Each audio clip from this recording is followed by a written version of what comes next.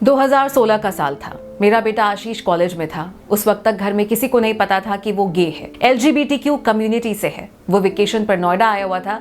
एक रोज अचानक वो हॉल में डांस करने लगा। मैं देखकर हैरान रह गई। आंखें खुली की खुली रह गई। महिलाओं की तरह लचकती कमर, पहनना ओढ़ना, चलना फिरना, सब महिलाओं जैसा। मैं तो फूट फूट कर रोने लगी।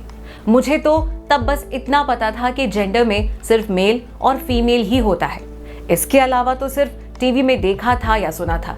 बेटा इस तरह की हरकतें करने लगे, ये एक माँ के कलेजे को मंजूर नहीं था। मैंने कई महीने तक अपने बेटे से कोई बात नहीं की। मेरी बहन और बड़े बेटे विशेष ने समझाया कि ये सामान्य बात है। कई महीनों बाद मैंने आशीष को फिर गले लगाया और यहाँ से एक नई बिजनेस की शुरुआत हो गई। आज की बिजनेस सक्सेस स्टोरी बिजनेस से ज्यादा इमोशंस और रिलेशनशिप के सक्सेस की स्टोरी है। ये कहानी है 53 साल की सिमी नंदा और उनके बेटे आशीष चोपड़ा की। ये दोनों LGBTQ कम्युनिटी के लिए अलग अलग तरह के dresses, shoes, T shirt, rainbow दुपट्टा जैसे दर्जनों प्रोडक्ट्स बनाते हैं। कुछ सालों पहले ही सिमी को पता चला कि उनका बेटा आशीष गे है। दोनों बी यूनिक के को फाउंडर हैं, लेकिन ये चीजें इतनी आसान नहीं थी। बी यूनिक के फाउंडर सिमी नंदा की कहानी बहुत इंस्पायरिंग है। साथ ही आपको एक लेसन भी देती है कि बिजनेस करना है तो आपको सिर्फ किसी एक समस्या का समाधान ढूंढना है और आपका बिजनेस हिट है।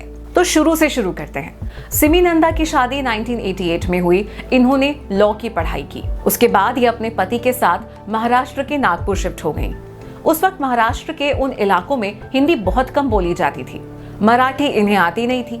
इस वजह से सिमी लॉ की प्रैक्टिस नहीं कर सकी। शादी में सब कुछ अच्छा चल रहा था। हस्बैंड वाइफ ने मिलकर के एक बिजनेस की शुरुआत की, लेकिन 2012-13 आते आते सिमी और उनके हस्बैंड का डिवोर्स हो गया। उसके बाद सिमी नोएडा शिफ्ट हो गई। उसके बाद दोनों बेटे पढ़ने के लिए बाहर चले गए और सिमी डिप्रेशन में चली गई।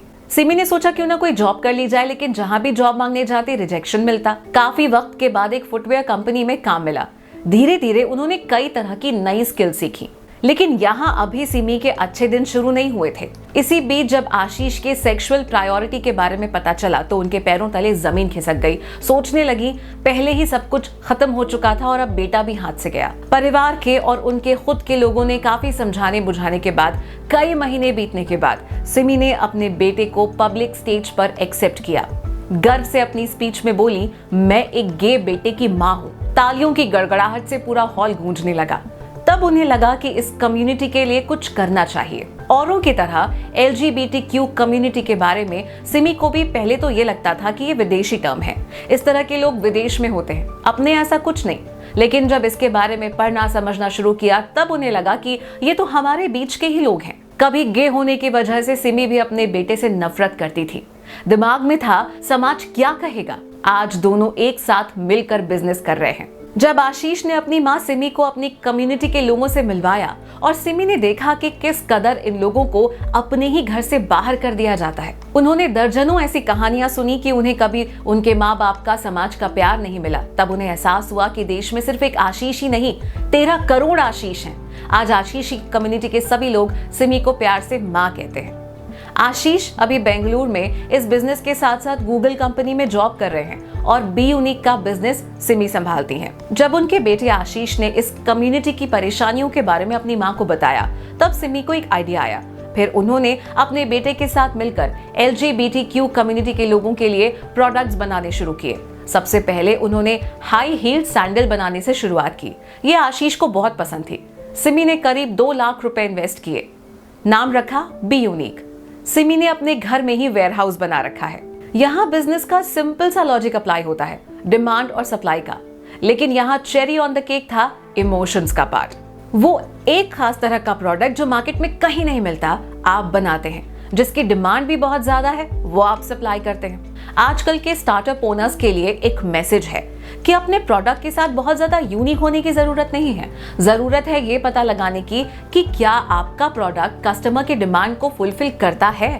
अब वापस आते हैं बी यूनिक पर। सिमी ने बिजनेस को आगे ले जाते हुए दिल्ली के मैन्युफैक्चरर से टी शर्ट, शूज, सैंडल जैसे अलग अलग सेगमेंट के प्रोडक्ट्स बनवाने शुरू किए। धीरे धीरे LGBTQ कम्युनिटी के बीच उनका ये प्लेटफॉर्म इतना फेमस हो गया कि सिमी और आशीष ने बी यूनिक को मार्केट प्लेस बना दिया। अब तो जो प्रोडक्ट आशीष या उनकी कम्युनिटी के लोग पहनते हैं, खरीदते हैं, सिमी को भी ये सारी चीजें बहुत अच्छी लगती हैं। अब उनका प्लेटफॉर्म LGBTQ कम्युनिटी के लोगों के लिए बनाए गए प्रोडक्ट को लिस्ट करके बेचता है। पिछले साल बी यूनिक ने 50 लाख का बिजनेस किया था। सिमी का मकसद सिर्फ पैसे कमाना नहीं, बल्कि कॉर्पोरेट कल्चर को सेंसिटाइज करना भी है। ये जाकर लोगों के बीच अवेयरनेस लाते हैं ताकि कोई अगर LGBTQ कम्युनिटी से है तो उसे डर ना हो, वो भी खुलकर हमारी और आपकी तरह जिए। आप भी बी यूनिक की वेबसाइट विजिट कर सकते हैं और ऐसी बिजनेस सक्सेस स्टोरीज के लिए हमारे चैनल को जरूर सब्सक्राइब करें।